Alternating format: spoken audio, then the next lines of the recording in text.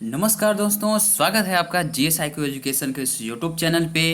BPSC का जो previous year का जो सीरीज चल रहा है, इसमें आज हम लोग करेंगे संयुक्त प्रतियोगिता प्रारंभिक परीक्षा प्री का ये 2001 में जो प्रश्न पूछे गए थे। 2001 का जो बीपीएससी का जो एग्जाम हुआ था, ये 44वीं बीपीएससी हुआ था उस समय। ठीक है, तो इसको हम लोग आज करेंगे, व्याख्या सहित देखेंगे, कौन कौन से प्रश्न पूछे गए उसको देखेंगे। और इसके पहले भी मैंने बीपीएससी प्रीवियस ईयर का क्वेश्चन का मैंने आई थिंक 3 या 4 वीडियोज को मैंने ऑलरेडी अपलोड कर दिया है। उसको आप लोग नहीं देखे हैं तो उसको देख लीजिए। प्रीवियस ईयर से मतलब प्रश्न आपको एग्जाम में आते हैं, कम से कम 20 प्रश्न तो जरूर आते हैं, और ये आपको पता चल जाता है कि प्रश्न कैसे पूछे जाते हैं। ठीक है, तो आप लोग एक बार उसको देख लीजिए। चैनल पे नए हैं तो सब्सक्राइब कर लीजिए, लाइक कर दीजिए और शेयर कर दीजिए, और बेल आइकन को जरूर प्रेस कर लीजिएगा ताकि आप लोगों को नोटिफिकेशन मिलती रहेगी। ठीक है, और उसके बाद से फिर हम जो भी और भी बहुत सारा सब्जेक्ट का मैंने ऑलरेडी करा रखा है, तो इस चैनल के प्लेलिस्ट में जाइए, वहाँ से और सभी सब्जेक्ट को आप लोग देख सकते हैं। ठीक है, तो चलिए शुरू करते हैं बिना देरी किए हुए। बीपीएससी प्रीवियस ईयर का ये प्रश्न जो है हमने लिया है 44वें बीपीएससी से लिया है।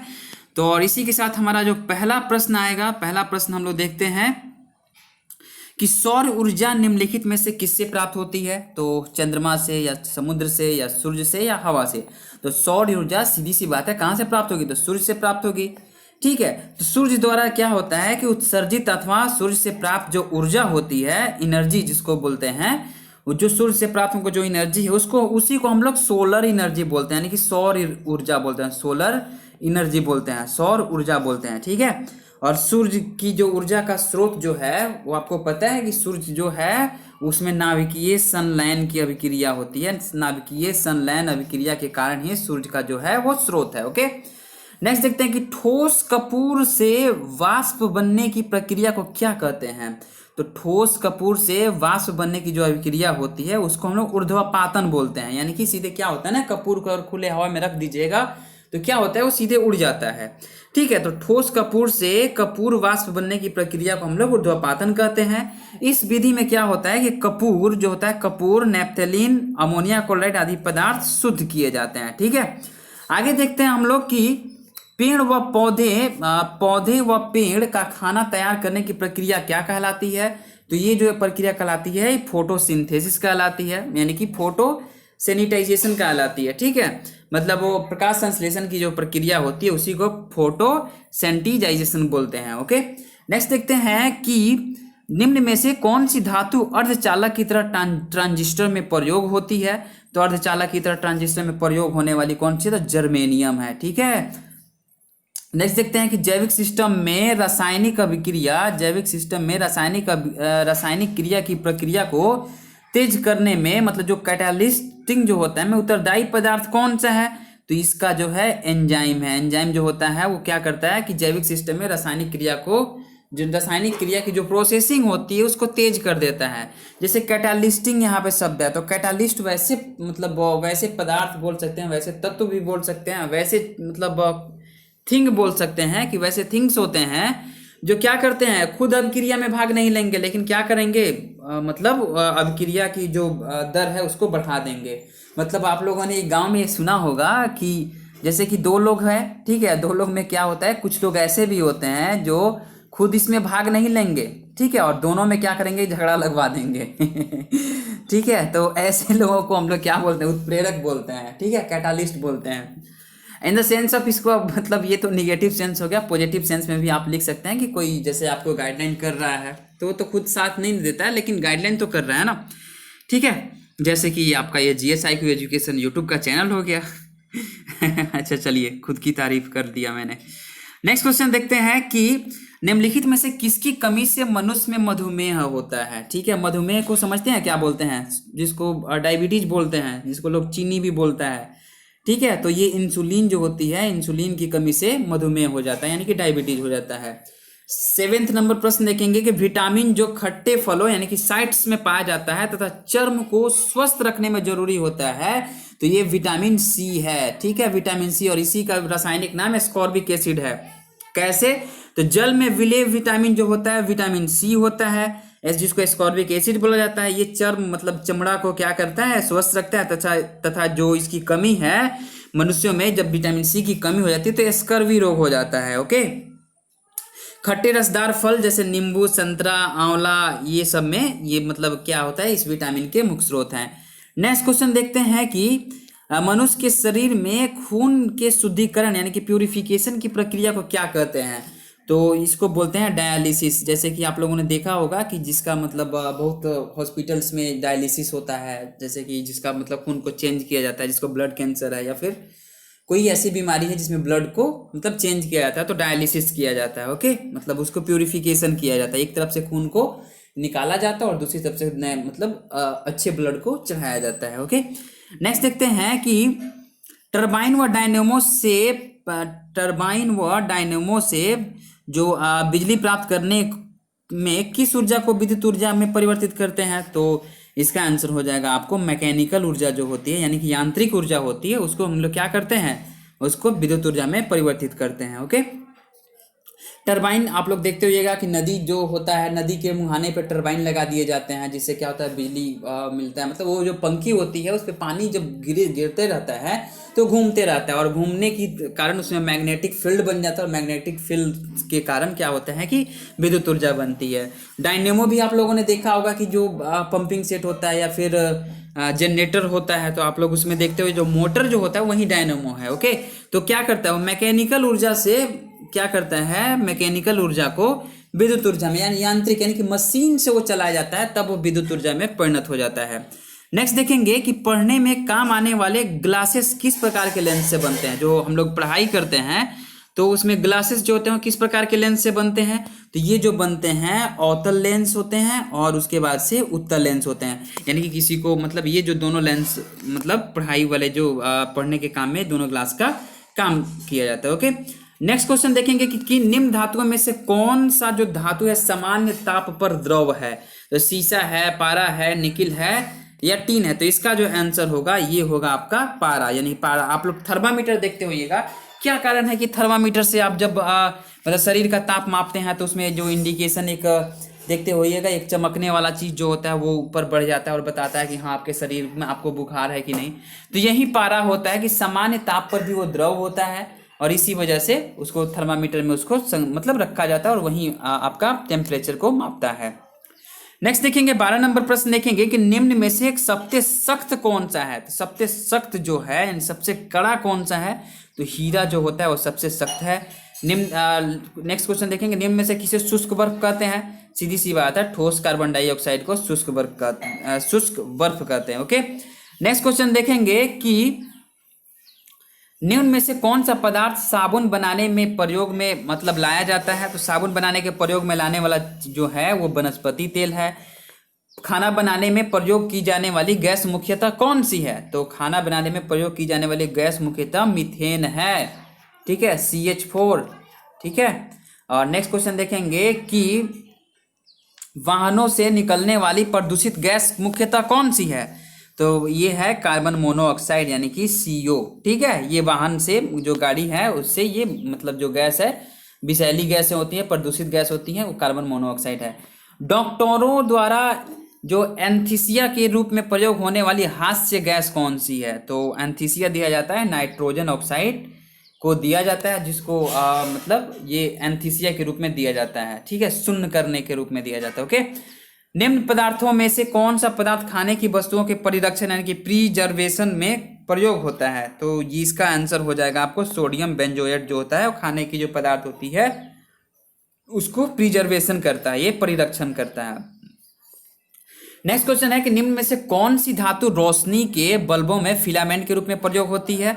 तो इसका जो आंसर हो जाएगा आपको टंगस्टन जो है। हम लोग जो बल्ब देखते हैं ना वो पीला वाला, अब तो LED बल्ब आ गए। ठीक है, और लेकिन जो पीला वाला बल्ब में आप लोग को ओरिजिनल टंगस्टन देखना है तो फिर आप लोग पीला वाला बल्ब जो जलता है पोल पे देखे होइएगा, तो उसमें क्या होता है ना, टंगस्टन होता है, टंगस्टन। ठीक है, उसी वही जो है वही बल्ब के फिलामेंटों के रूप में उसका प्रयोग किया जाता है। नेक्स्ट देखेंगे कि निम्न में से कौन से बिहार में मिलते हैं? ठीक है, निम्न में से कौन से बिहार में मिलते हैं? तो इसका जो आंसर होगा कोयला और लौह। ठीक है, कोयला और लौह, ये उस समय की बात है। ठीक है, तो कोयला तो फिलहाल अभी बिहार में नहीं मिलता है, ये तो झारखंड में चला गया जब मतलब भारत बिहार और झारखंड जब अलग हुआ तो उसके बाद से कोयला का जो भी क्षेत्र था वो झारखंड में चला गया। ओके, नेक्स्ट देखते हैं कि रेगुड़ मिट्टी। मिट्टी जो सबसे ज़्यादा है कहाँ पे, तो सबसे ज़्यादा रेगुड़ मिट्टी है महाराष्ट्र में। ठीक है, ये रेगुड़ मिट्टी को हम लोग काली मिट्टी के नाम से भी जानते हैं और ये महाराष्ट्र राज्य में सर्वाधिक पाई जाती है तथा इसको कपास जो होता है ना, कपास, कॉटन, कपास की खेती में सबसे ज़्यादा ये उपयोगी होता है। ठीक है, और जो ट्रॉपिकल ब्लैक अर्थ तथा ट्रॉपिकल चेरनोनिज्म के नाम से भी कपास को हम लोग जानते हैं।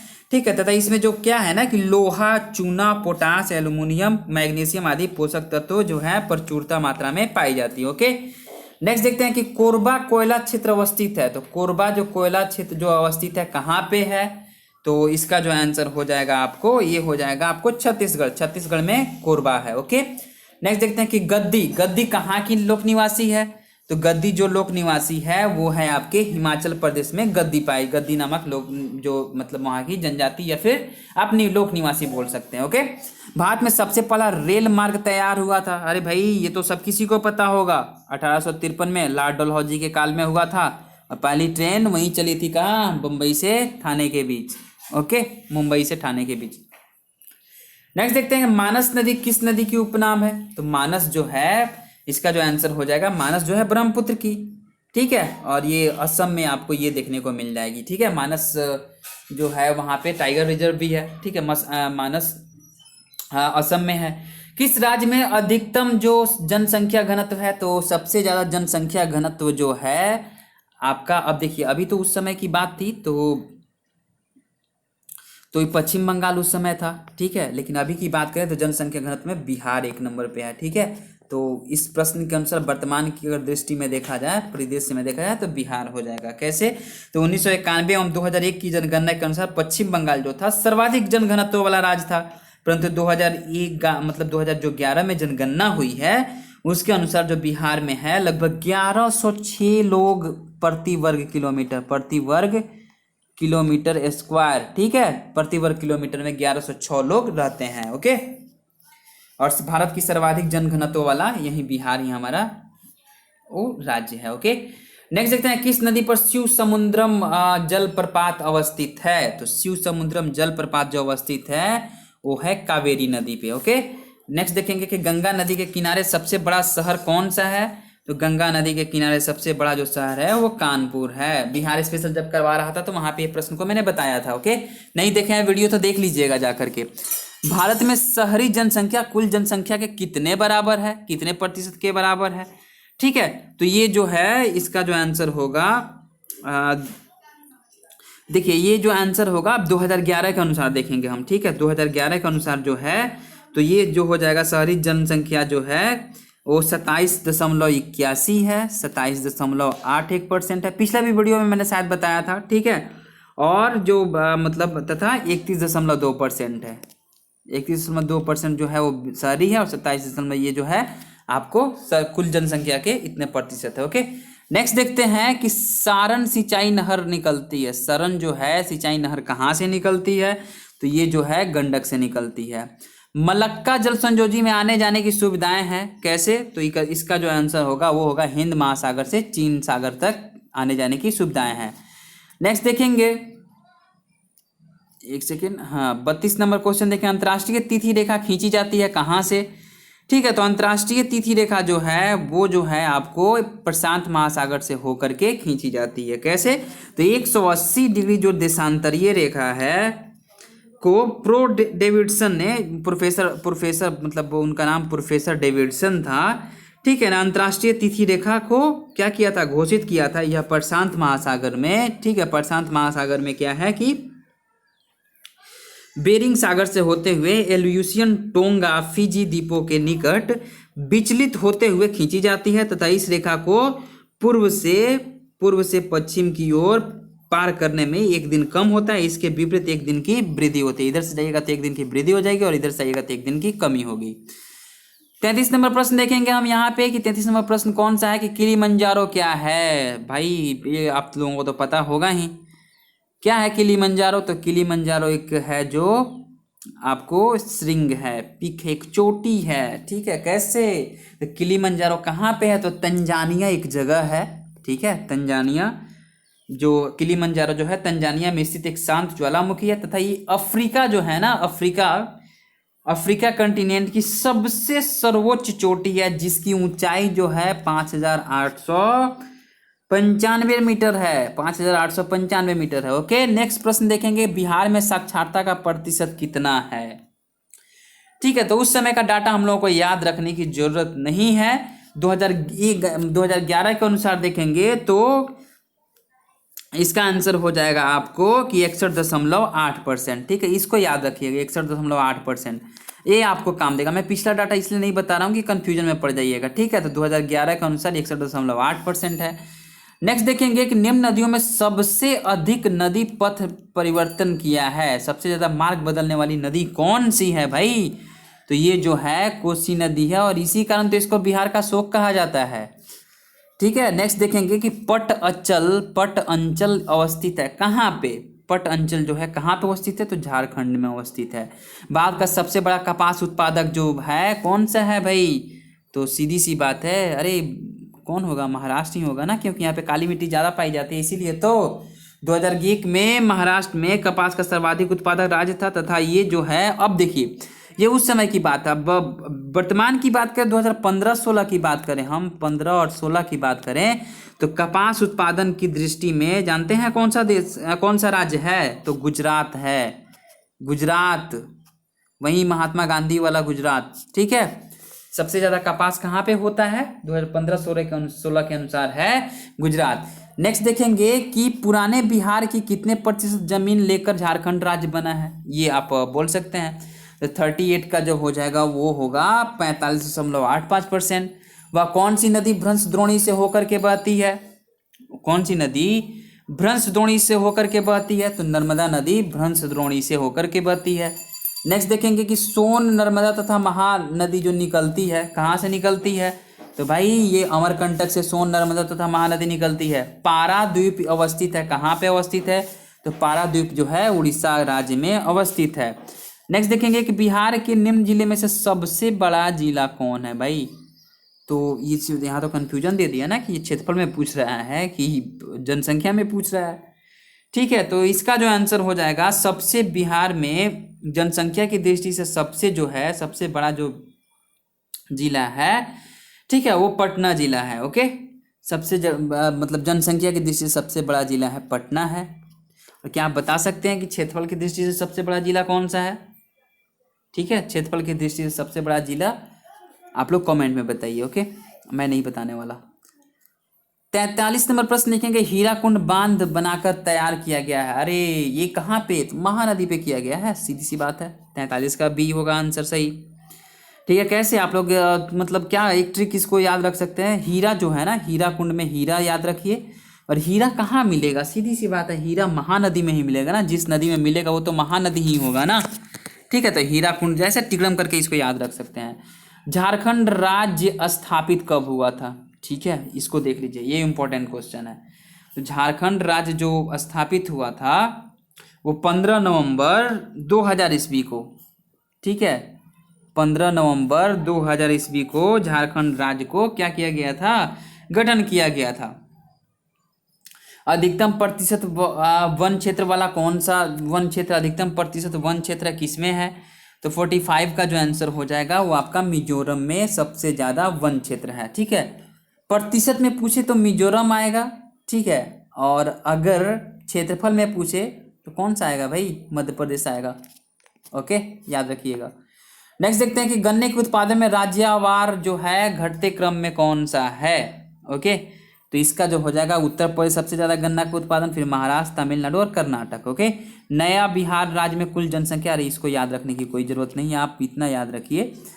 ठीक है, कि मतलब कुल जनसंख्या 2011 के अनुसार आप लोग इसको याद रख सकते हैं। ठीक है, तो कितना है? 2011 के जनसंख्या के अनुसार बिहार की जो टोटल जनसंख्या कितनी है? लगभग 8,28,78,796। ठीक है, 8,28,00,000, 8.28 करोड़ ऐसे लिख सकते हैं आप लोग। ठीक है, नेक्स्ट क्वेश्चन देखते हैं। 48 नंबर प्रश्न देखेंगे कि बिहार में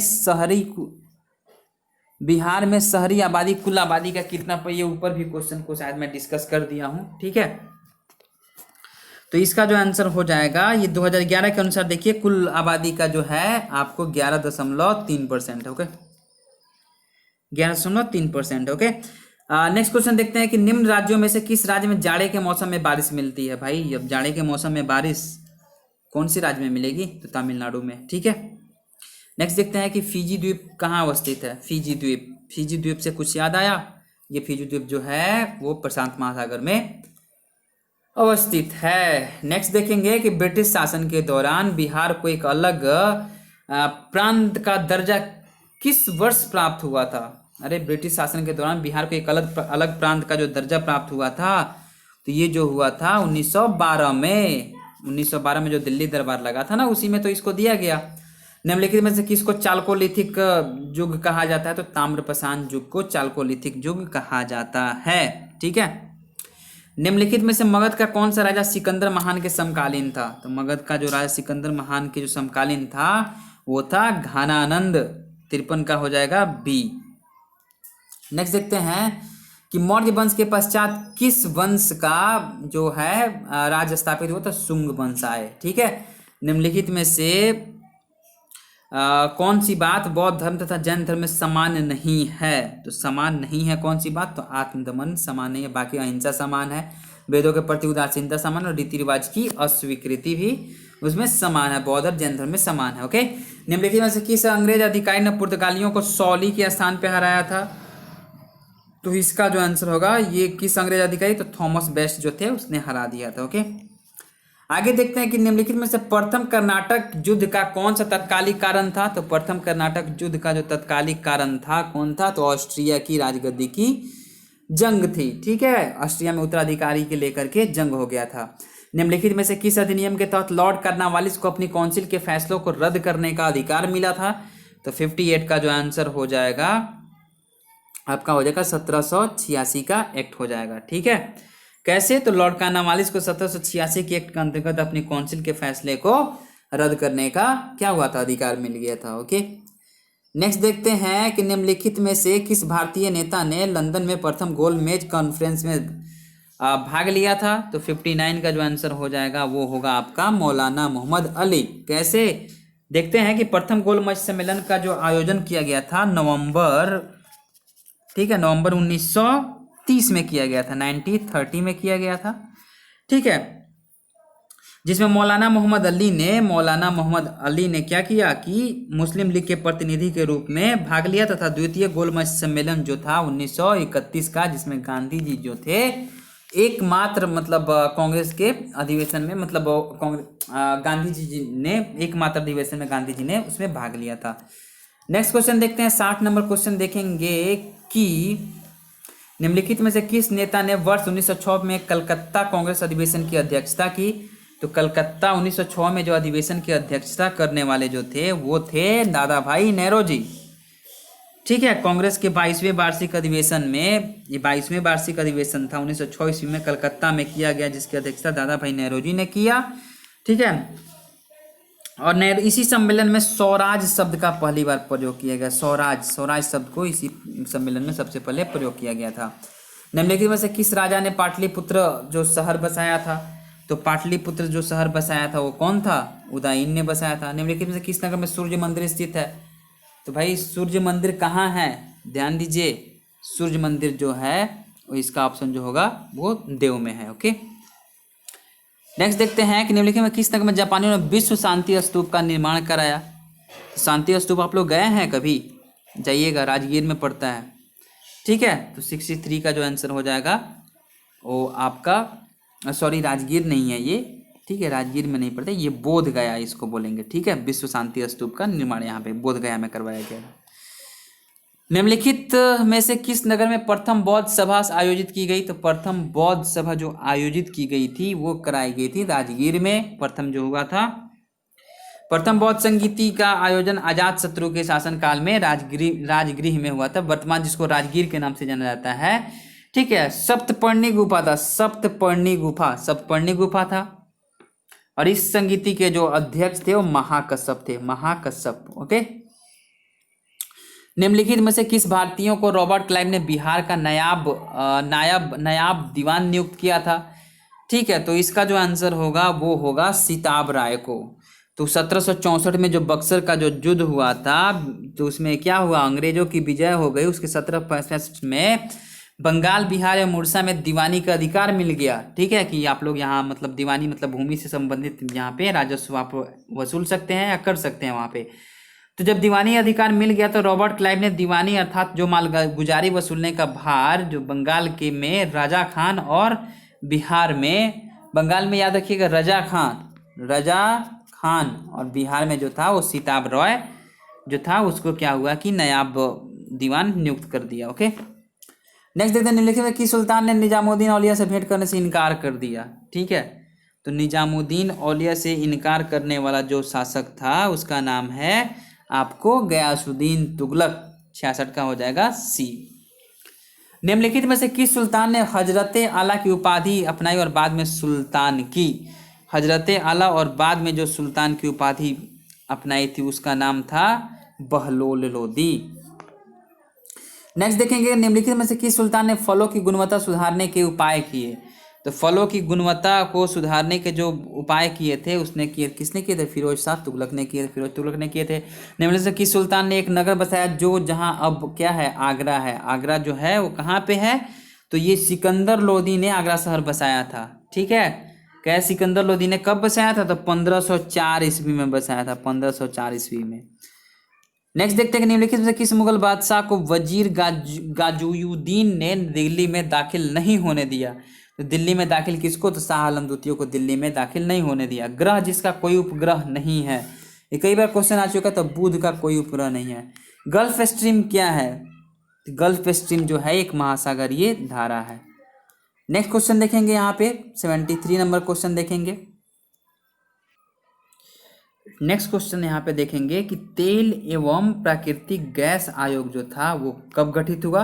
तो 73 का जो आंसर हो जाएगा आपको, तेल एवं प्राकृतिक गैस का जो गठन हुआ था वो 1956 में हुआ था। हमारे अंतरिक्ष में कुल कितने तारामंडल हैं, तो हमारे अंतरिक्ष में जो टोटल तारामंडल है 89 है। ठीक है, तो 74 का हो जाएगा सी। 75 नंबर प्रश्न देखें कि शनि सूर्य के चारों ओर एक चक्कर लगाने में समय कितना लेता है। तो इसका जो आंसर हो जाएगा वो हो जाएगा आपका 29.5 वर्ष। ठीक है, ये उतना समय लेता है, 29.5 साल समय लेता है एक चक्कर लगाने में। ठीक है, नेक्स्ट देखेंगे कि महाराष्ट्र एवं कर्नाटक में पश्चिमी घाट क्या कहलाते हैं। महाराष्ट्र एवं कर्नाटक में जो पश्चिमी घाट कहलाते हैं सह्याद्री कहलाते हैं। दामोदर घाटी निगम कब स्थापित हुई, तो 77 का जो आंसर हो जाएगा वो होगा आपका वर्ष 1948 में। नेक्स्ट देखेंगे कि इवनिंग स्टार किसे बोलते हैं। भाई शुक्र ग्रह को ही बोलेंगे ना, भोर का तारा और सांझ का तारा दोनों एक को ही बोलेंगे। ठीक है, शुक्र ग्रह को। नेक्स्ट देखेंगे कि 79 किस वैज्ञानिक ने अपर्दन चक्र परिवर्तित किया।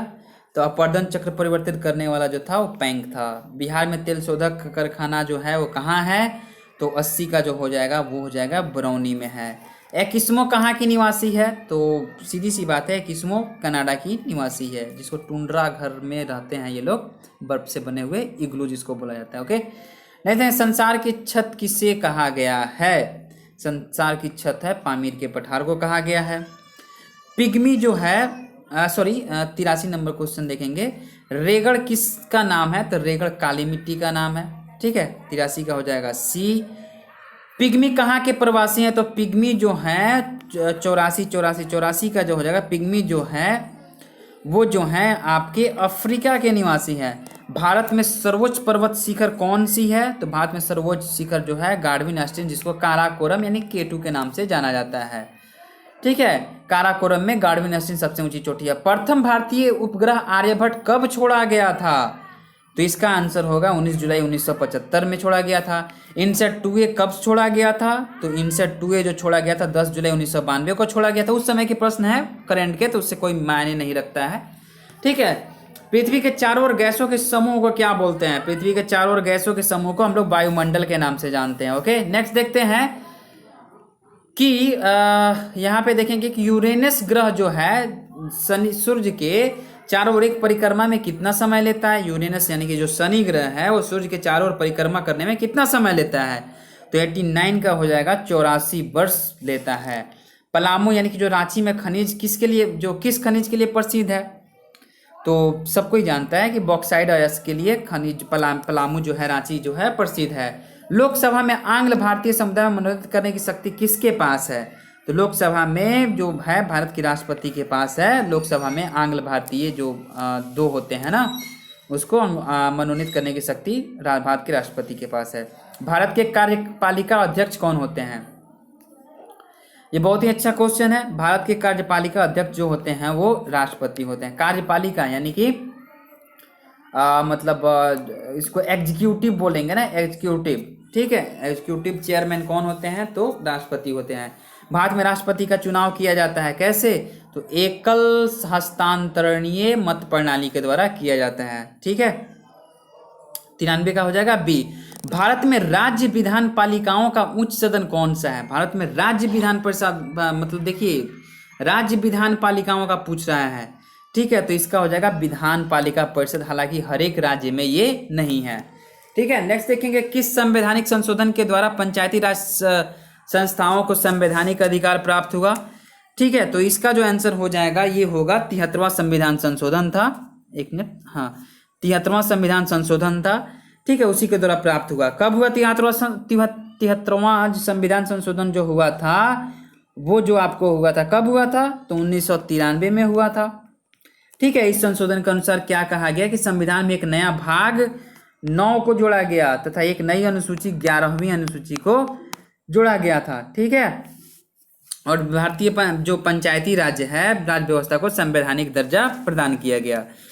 आगे देखेंगे 96 नंबर प्रश्न को देखेंगे कि भारत की कौन सा कृषि वित्त का स्रोत नहीं है, कौन सा कृषि वित्त का स्रोत नहीं है, ठीक है, तो इसका जो आंसर हो जाएगा वो होगा व्यापारिक बैंक जो है वो वित्त का स्रोत नहीं है। भारत में औद्योगिक वित्त का कौन सा स्रोत इसमें से है, नहीं है, तो औद्योगिक वित्त का स्रोत जो नहीं है वो आपका हो जाएगा ये नाबार्ड हो जाएगा, ठीक है। ये बी नंबर ऑप्शन इसका सही होगा।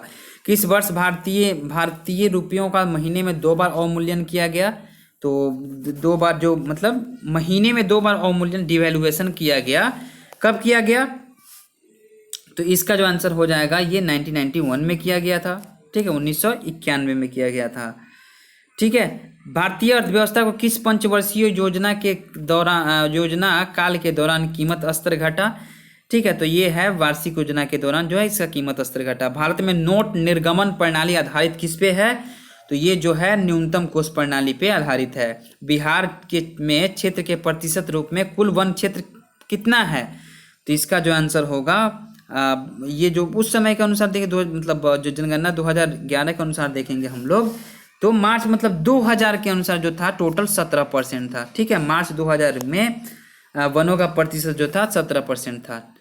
नेक्स्ट देखेंगे तो इसमें से ऑप्शन कोई सही नहीं होगा। इसमें से कौन सा जिला झारखंड राज्य में शामिल नहीं है, इसमें से कौन सा जिला झारखंड राज्य में शामिल नहीं है, तो इसका जो आंसर होगा वो इनमें से कोई नहीं, ओके। 102 नंबर प्रश्न हो गया। 103 नंबर देखेंगे कि वर्ष 1991 की जनगणना के अनुसार, ये नहीं देखेंगे हम लोग, सारी जनसंख्या का अनुपात क्या है, ठीक है, तो ये जो है इसको हम लोग वर्ड देख लेते हैं, ठीक है। 191 मतलब 1991 से पूछा है, तो 103 का जो 13.14%। बिहार राज्य की मुख्य नगद फसल कौन सा है, सीधी सी बात है ना, गन्ना पे आराम से लगा दीजिए टिक, ठीक है, ये तो इजी है। बिहार का कौन सा शहर वन्य जीवन सेंचुरी और राष्ट्रीय पार्क के लिए प्रसिद्ध है, बिहार का कौन सा शहर वन्य जीवन सेंचुरी और राष्ट्रीय पार्क के लिए प्रसिद्ध है, तो ये गया हो जाएगा। नेक्स्ट देखेंगे, भारतीय संविधान में किस अनुच्छेद के अंतर्गत नागरिकों को मौलिक अधिकार प्रदान किए गए, तो आर्टिकल 12 से 35 में मौलिक अधिकार प्रदान किए गए हैं।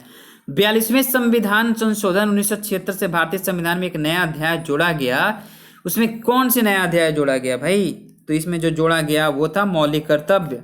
कैसे, तो स्वर्ण सिंह समिति की अनुशंसा सिफारिश पर 42वें संविधान संशोधन जो था अधिनियम के द्वारा भाग 4A, ठीक है, भाग 4A में क्या किया गया कि अनुच्छेद मतलब भाग 4 ए में इसको अनुच्छेद 51 जो था, अनुच्छेद 51 का क, ठीक है, उसमें जोड़ दिया गया। ठीक है, नागरिकों को मूल कर्तव्यों को जोड़ा गया, और मूल कर्तव्यों की जो श्रेणी है वो कहाँ से ली गई है, तो रूस से ली गई है। ओके, नेक्स्ट देखते हैं, भारत सरकार को कानूनी विषयों पर कौन परामर्श देता है? बहुत ही अच्छा प्रश्न है। भारत सरकार को कानूनी विषयों पे कौन सा मतलब देता है, तो अटॉर्नी जनरल परामर्श देता है। ठीक है, संघीय लोक सेवा आयोग की नियुक्ति कौन करता है? तो संघीय लोक सेवा आयोग की जो नियुक्ति है वो राष्ट्रपति करता है। 109 का बी हो जाएगा। 110 नंबर प्रश्न देखेंगे, उच्चतम न्यायालय के न्यायाधीशों की संख्या में वृद्धि करने की शक्ति किसके पास निहित है? तो ये जो है संसद, जो क्या है उसको संसद कर सकती है। ओके, निम्नलिखित में से कौन सा विषय पंचायती राज संस्थाओं की शक्तियों के अंतर्गत नहीं आता है? तो ये जो है न्यायिक पुनर्विवेचन जो है पंचायती राज संस्थाओं के शक्तियों के अंतर्गत नहीं आता है। भारत में पंचायती राज का प्रतिनिधित्व करता है क्या? तो भारत में जो पंचायती राज का प्रतिनिधित्व करता है ये सभी, यानी कि शक्तियों का विकेंद्रीकरण, लोगों की हिस्सेदारी और सामुदायिक विकास। ठीक है, भारतीय अर्थव्यवस्था का कौन सा क्षेत्र जो है, कौन सा क्षेत्र सकल राष्ट्रीय उत्पादन में सबसे अधिक योगदान करता है? तो वो जो करता है वो तृतीयक क्षेत्र जो है वो सकल राष्ट्रीय उत्पादन में सबसे अधिक, यानी कि क्या सर्विस सेक्टर जो है सबसे ज़्यादा योगदान करता है। भारत की बैंकिंग प्रणाली में उच्चतम बैंक कौन सा है? भारत की बैंकिंग प्रणाली में उच्चतम बैंक जो है वो आपका रिजर्व बैंक ऑफ इंडिया है, यानी कि बैंकों का बैंक जिसको बोला जाता है। नेक्स्ट देखेंगे कि खेती के अंतर्गत क्षेत्र के अनुसार भारत में सबसे महत्वपूर्ण खाद्य फसल कौन सी है? तो सबसे महत्वपूर्ण जो खाद्य फसल है वो चावल है। वह कौन सा ऐसा कर है जो केंद्रीय सरकार द्वारा लगाया जाता है लेकिन उससे प्राप्त आय को केंद्र और राज्य में विभाजित किया जाता है? तो इसका आंसर हो जाएगा केंद्रीय उत्पादन शुल्क, यानी कि प्रोडक्शन टैक्स जो होता है उसमें राज्य में और केंद्र में विभाजित कर दिया जाता है और केंद्रीय सरकार द्वारा लगाया जाता है। भारत में राष्ट्रीय लेखा समंक एकत्रित किए जाते हैं किसके द्वारा? तो इसको है सेंट्रल स्टैटिस्टिकल ऑर्गेनाइजेशन CSO के द्वारा। ठीक है, नेक्स्ट देखेंगे, वर्ष 1991 की जनसंख्या के अनुसार जो भारतीय अर्थव्यवस्था में जो जन्म दर है, 118 नंबर प्रश्न देख रहे हैं हम लोग, तो वे जो है 1991 के अनुसार तो 30,000 है। ठीक है, लेकिन 2011 के अनुसार जन्म दर जो है वो 21.8% है। ओके, 21.8% है, मतलब 21.8 प्रति हजार है। ओके, प्रति हजार पे 21.8 प्रति हजार है। भारत के लिए नेक्स्ट प्रश्न देखेंगे कि भारत के लिए किस देश में सर्वाधिक द्विपक्षीय सहायता आती है? भारत के लिए किस देश से सर्वाधिक जो है द्विपक्षीय सहायता आती है? तो सहायता आने में कौन सा देश है? तो USA है। बिहार में कृषि के अंतर्गत कौन सा क्षेत्र, कितना क्षेत्र है? तो बिहार में कृषि के अंतर्गत जो क्षेत्र 95 लाख हेक्टेयर है। व्यक्तिगत सत्याग्रह किसने प्रारंभ किया था? तो विनोबा भावे पे आराम से आप लोग लगा सकते हैं। नेक्स्ट देखते हैं कि किसकी दृष्टि में क्रिप्स प्रस्ताव एक टूटते हुए बैंक के नाम पर एक उत्तर दिनांकित जो था वो चेक था, किसने कहा था? तो इसका जो आंसर हो जाएगा ये महात्मा गांधी ने कहा था। भारत छोड़ो आंदोलन कब प्रारंभ किया गया था? तो 1942 में। 123 का हो जाएगा C। तो एक मतलब कौन शुरू किया था?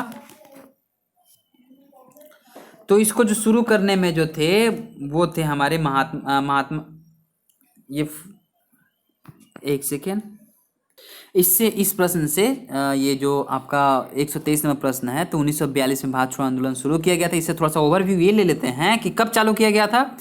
तो 9 अगस्त 1942 को, ठीक है, 1942 को शुरू किया गया था।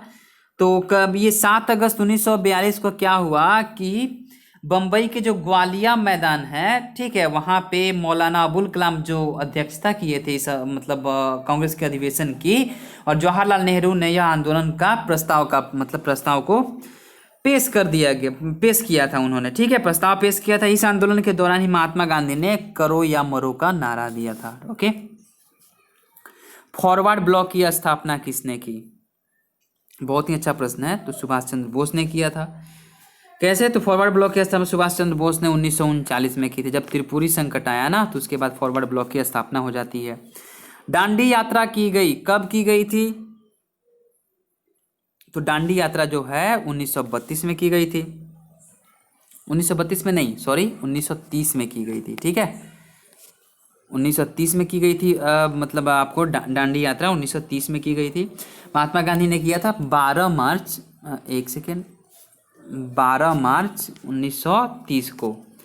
ठीक है, साबरमती आश्रम से क्या हुआ कि 12 मार्च 1930 को साबरमती आश्रम से 78 अपने मतलब सहयोगियों को, समर्थकों के साथ दांडी यात्रा प्रारंभ की तथा 6 अप्रैल को महात्मा गांधी ने 6 अप्रैल को दांडी पहुंचते हैं और वहीं पे जाकर के नमक बना करके नमक कानून को तोड़ा था। सच्चिदानंद सिन्हा किसके साथ जुड़े हुए थे? सच्चिदानंद सिन्हा जो जुड़े हुए थे किसी के साथ इसमें से नहीं जुड़े हुए थे। ठीक, तो 126 का हो जाएगा डी। इनमें से कौन से बिहार में किसान आंदोलन के साथ जुड़े थे? तो 127 का जो हो जाएगा राजेंद्र प्रसाद जो थे बिहार के किसान आंदोलन से जुड़े हुए थे। कांग्रेस सोशलिस्ट पार्टी की पहली बैठक कहाँ हुई थी? 128 नंबर प्रश्न है। कांग्रेस सोशलिस्ट पार्टी की जो प्रथम बैठक जो हुई पटना में हुई थी। वंदे मातरम गीत किसने लिखा था? तो 129 का जो आंसर हो जाएगा डी में से कोई नहीं। आप लोग बताइए। बंकिम चंद्र चटर्जी ने लिखा था। स्वराज मेरा जन्मसिद्ध अधिकार है और मैं इसे लेकर के रहूंगा क्या? तो ये भी इसमें से कोई नहीं। किसने बोला था? बाल गंगाधर तिलक ने बोला था। नेक्स्ट क्वेश्चन देखते हैं। भारतीय राष्ट्रीय कांग्रेस की स्थापना किसने की थी? तो 28 दिसंबर 1885 को ए.ओ. ह्यूम ने किया था। बंगाल विभाजन किस वर्ष हुआ था? तो बंगाल विभाजन 1905 में हुआ था और 1906 में जो है मुस्लिम लीग की स्थापना हुई थी। ओके, 1909 में पार्लियामेंटो सुधार आया था। 1919 में मॉन्टेग्यू चेम्सफोर्ड सुधार आया था, वो रॉलेट एक्ट जो हुआ था उसी समय। ओके, तो नेक्स्ट देखते हैं। भारतीय राष्ट्रीय कांग्रेस का प्रथम अधिवेशन कहाँ हुआ था? भारतीय राष्ट्रीय कांग्रेस का प्रथम अधिवेशन जो 28 दिसंबर 1885 को था वो मुंबई में हुआ था। 133 का सी आंसर सही होगा। ओके, 134 नंबर देखते हैं कि क्या है। निम्नलिखित में कौन उग्रपंथी नहीं था? ठीक है, उग्रपंथी इसमें से चूज करना है कि कौन नहीं था। तो गोपाल कृष्ण गोखले नहीं थे, बाकी मदन लाल थे, बाल गंगाधर तिलक और उधम सिंह थे। यही उधम सिंह जो जाकर के जनरल डायर की हत्या उसके घर में घुस करके कर देते हैं। ओके, मतलब उसके देश में जाकर, ब्रिटेन में जाकर के, लंदन में। ठीक है, महात्मा गांधी दिसंबर 1931 में खाली हाथ कहाँ से भारत लौटे थे? तो कहाँ? सीधी सी बात है, लंदन से ही लौटेंगे ना। वहीं पे तो गोलमेज सम्मेलन हो रहा था, द्वितीय गोलमेज सम्मेलन में इनको भाग ये लिए थे और वहां से ये खाली हाथ लौट आए थे। क्यों? तो 28 दिसंबर जो 1931 को द्वितीय गोलमेज सम्मेलन में वार्ता के असफल होने के उपरांत गांधी जी लंदन से बम्बई पहुंचे और तथा बोलते हैं यहाँ पे आकर खाली हाथ लौटा हूं पर अपने देश की शाखा का बट्टा नहीं लगने दिया। ठीक है, देश की जो ब्रांच है उसको मैंने बट्टा जो होता है ना जुगा पे नहीं लगने दिया। गांधी इरविन समझौते पर हस्ताक्षर कब हुए थे? तो 136 का जो आंसर होगा वर्ष 1931 में हुए थे। गांधी इरविन समझौता जो हुआ था 5 मार्च 1931 को हुआ था। ठीक है, समझौते के बाद सविनय अवज्ञा आंदोलन स्थगित कर दिया गया। द्वितीय गोलमेज सम्मेलन के बाद यह आंदोलन पुनः 3 जनवरी 1932 को फिर से क्या हुआ कि ये प्रारंभ हो गया। ओके, असहयोग आंदोलन का आरंभ कहाँ से हुआ था? असहयोग आंदोलन का आरंभ किया गया कब? तो ये जो हुआ था 1920 में किया गया। कैसे हुआ था? तो असहयोग आंदोलन 1920 में जो है आरंभ किया गया। ठीक है, और इस आंदोलन के संबंधित प्रस्ताव महात्मा गांधी ने 1919 के जो खिलाफत सम्मेलन जो प्रस्तुत किया था, ठीक है, उसी के अनुसार हुआ था और जिसमें 4 सितंबर 1920 में कांग्रेस के नागपुर अधिवेशन में स्वीकृति इसको प्रदान की गई थी। ओके, नेक्स्ट देखेंगे 138 नंबर प्रश्न है कि राजेंद्र प्रसाद कहाँ के रहने वाले थे? तो राजेंद्र प्रसाद बिहार के रहने वाले थे। जयप्रकाश नारायण किस आंदोलन से संबंधित है? तो ये भारत छोड़ो आंदोलन से जयप्रकाश नारायण संबंधित और इस आंदोलन से उनको क्या हुआ? राष्ट्रीय पहचान मिली थी। ठीक है, बिरसा मुंडा किसके पक्ष में थे? तो इनमें से किसी के पक्ष में बिरसा मुंडा जो थे वो नहीं थे। नेक्स्ट देखते हैं, यहाँ पे मैथ का प्रश्न है। तो मैथ के प्रश्नों को हम लोग क्या करेंगे कि छोड़ेंगे। ठीक है, और फिर मिलते हैं हम लोग नेक्स्ट एपिसोड में। कैसा लगा ये एपिसोड आप लोग कमेंट सेक्शन में जरूर बताइए। आप लोग कमेंट नहीं करते हैं तो थोड़ा हमको डिमोटिवेशन फील होता है कि पता नहीं अच्छा लग रहा है कि नहीं लग रहा है। ठीक है, कमेंट सेक्शन में बताइए कैसा लगा एपिसोड। और चैनल पे नए तो चैनल को सब्सक्राइब कीजिए, अपने दोस्तों को शेयर कीजिए और बेल आइकन को प्रेस करना मत भूलिएगा। नया नया अपडेट वहीं पे आपको मिलेंगे और टेलीग्राम लिंक को ज्वाइन कर लीजिए। और मेरे से पर्सनली आप लोग आप अगर फेसबुक या इंस्टाग्राम के थ्रू, सोशल मीडिया के थ्रू जुड़ना चाहते हैं तो उसका भी लिंक डिस्क्रिप्शन बॉक्स में मिल जाएगा। मिलते हैं नेक्स्ट वीडियो में फिर एक नए एपिसोड के साथ, एक नए बीपीएससी के प्रश्न के साथ, प्रीवियस ईयर प्रश्न के साथ मिलेंगे। वहाँ पे हम लोग ढेर सारा डिस्कशन करेंगे, बहुत सारे प्रश्नों को समझेंगे। और तब तक के लिए दीजिए इजाज़त। मिलते हैं फिर नेक्स्ट वीडियो में। आप सब किसी को बहुत बहुत धन्यवाद जीएसआई को एजुकेशन को इतना सारा प्यार देने के लिए।